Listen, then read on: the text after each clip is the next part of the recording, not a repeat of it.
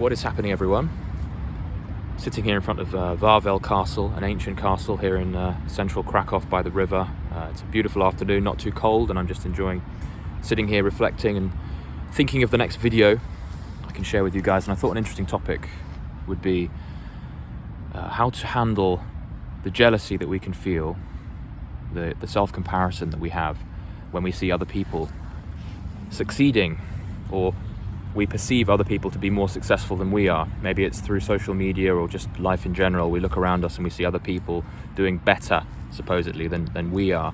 And we can get very stressed from that. We can feel the very real feeling of jealousy. And the irony of that is that we often, in our frustration, in the stress that arises from all of this comparison and all of this judgment of self in the context of other people, we end up sabotaging ourselves and our own performance and our own joy and our own creativity, which holds us back, slows us down. It puts us in stasis mode. It makes us like the scared rabbit in the headlights. We're frozen in our own self-criticism. And I have a lot of people that message me about this being a particular challenge on places like Twitter and Instagram. You know, they're trying to grow their brand, they're trying to make an impact with their business, but they look around and they see a lot of other people being successful, at least in their eyes, and doing better than them. And it causes a lot of stress for people. And jealousy is not a comfortable feeling. I certainly know the feeling. And it can really close one down. It can really frustrate. It can really stop us in our tracks. So I wanted to look at how we can navigate, making an impact, spreading our influence, building our businesses, whatever we want to do with our lives, while minimizing this struggle that we can create for ourselves by looking out there and seeing people doing well and being affected by that negatively. What do we do? One way is to, lots of people might say, the way to handle that is to logistically cut yourself off from those external stimulations, that coming up against the sources of jealousy, getting out of the way of seeing those people online. Maybe the suggestion is to, delete Instagram, delete all your social media accounts, turn off the internet, don't use those platforms, don't get yourself in a position where you're surrounded by other people's success. Maybe you want to leave the city, get yourself in a rural place, in a cabin somewhere remote, and really isolate yourself. I mean, I'm obviously going further and further down the level of extreme with that, but that is a very real solution for many, is you just got to cut yourself off from it. But when you look at that, it's a very superficial, not necessarily superficial, but it's very surface level in terms of the solution you can apply to your getting jealous. Is maneuver yourself out of the way of these sources of jealousy. Don't get yourself in proximity to things that can make you jealous. It's a very downstream way of looking at stuff, and that's certainly a way you can address it, absolutely. But you're not addressing things at the level of the root. You're not looking at things in terms of the psychology involved and what's happening at the level of mind, which is where I always like to go, because that's where the real solutions come. And you can, of course, interchange jealousy with all kinds of life problems and all kinds of sources of stress. And you can't really cut yourself off from that stuff. It's almost a ludicrous suggestion to say you need to maneuver yourself away from these sources of jealousy or stress, because life is life. Life is always going to be there. And you can't not leave the house every day. You're going to come face to face with stuff that annoys you, with stuff that stresses you out. So let's see if we can see this through a wiser filter, a filter that, or a perspective that helps us deal with what is inevitably going to come down the pipes that we're going to have to face, so that we can get out of the house and interact and interface with other people without falling into these holes of jealousy and other emotional stumbling blocks. So what's happening when you get jealous? When you see someone online who's doing well, and you see that and you feel annoyed, you feel frustrated that you're not there, you feel that sense of jealousy, you have that kind of critical voice that comes up and says, Alex, you're not doing well enough, look at how good they're doing it, there's something wrong with you.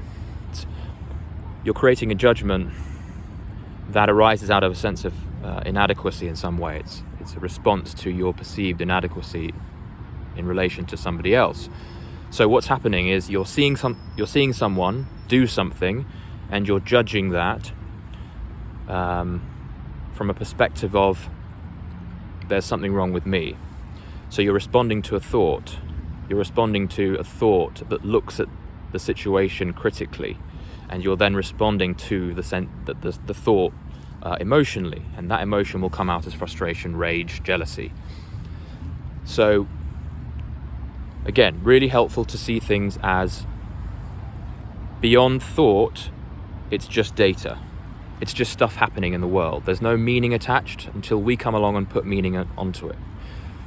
Someone is doing something, someone is succeeding online, someone is making tons of money every month online. Fantastic. That's something that's just going on in the world. We've come along with our thought patterns and our histories and our memories and our difficult pasts, and we come and we apply a layer of meaning to what we're seeing, and we're making it about us. We're putting a judgment on ourselves based on what we're seeing, but that judgment, don't forget, is a thought. It's just a criticism that we have created. We have self-generated, in that sense, a feeling of jealousy. So again, like with all of these struggles that I tend to talk about, it's an issue of perspective, it's an issue of thought, it's an issue of emotion as a flip side to the thoughts that we have. So jealousy is an emotion, essentially jealousy is a thought too. It's a flip side of the same coin. So if we're looking at things upstream and we're looking at the root of this struggle, if you were to come across something that in the past might have caused you jealousy, how could you create an experience that was devoid of jealousy were you to come across the same thing, the same source of previous jealousy? Well, you'd look at it differently. You would apply a different layer of meaning to what you're seeing. And a great way of kind of entering into this, a great way of shifting one's perspective, given that the stimulus stays the same, is by asking questions. It's by asking helpful questions. And a question you could ask is, if I saw this, whatever this person's doing, succeeding, if I saw what this person was doing as a blessing for me, what would I see? Suddenly your mind gets into movement mode. It starts to crunch the numbers on that new question that you've asked. No longer is it confirmation of your inadequacy. You've turned it round. You've used the power of your own ability to question reality and shift your own perspective by saying, if I knew that I could see this as a blessing for me, what would I see? Suddenly you might see things in an entirely different light. You might even go as far as seeing this person succeeding as helping you. This is helpful for me because what this person is doing is, for example, proving that there is a way through to do it well. There's a lot I can learn from what this person has done that I can take into my own world and take into my own process, and through my own filter, improve my own condition, improve my own progress, positively benefit my own momentum by watching this. So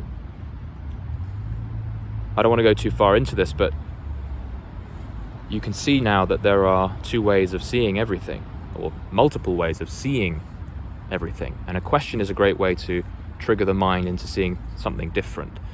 And there is always something positive you can flip, no matter how seemingly distressing the source of that jealousy initially is. You can change the whole picture. You can recreate your entire reality through how you apply meaning through questioning and thoughts and interpretation to your reality. So right now you might have several people in your life that you're jealous of, and it's shutting you down, it's not benefiting you. But you have the opportunity here to revisit what these people are doing again, if you're willing to face these things, and see if you can get something positive out of it. What is this person doing that I can learn from? What is this person doing that might have previously made me jealous, but is actually now a source of potential transformation for me? What can I do to really turn my life around and give myself, not necessarily turn my life around entirely, but how can I use this, what they're doing? How can I learn from them? And in that sense, your resilience improves. Your ability to come face to face with reality becomes markedly better an experience. You don't have to hide away. You don't have to run away to some remote cabin. You can if you like. But with this new tool that you have, which is to ask questions and to interpret things differently, you're able to navigate life with an entirely different experience, because it comes down to you ultimately. So this is an interesting experiment for you in the week. If you ever find yourself comparing yourself to what other people are doing, ask yourself the question: if I saw what they were doing as a blessing for me, how would I interpret that? What would I see? And you might find that you're turning crap into added sustenance, which is the complete opposite of being cowed by jealousy. It's the complete opposite of being stunted and blocked by your own interpretation, your own creation, that this is indeed a bad thing. You can reinterpret and recreate someone's success as being fuel for your own success. I'm going to leave you with that, guys, with the lovely view of the Varville Castle. If you've got any questions or any suggestions for future videos, always happy to hear those. And also make sure that you're following my newsletter at untetheredmind.substack.com. You'll see the link in the comments below. It'd be great to have you over there for extra tips and articles and that kind of thing on these kinds of topics. See you in the next one, guys.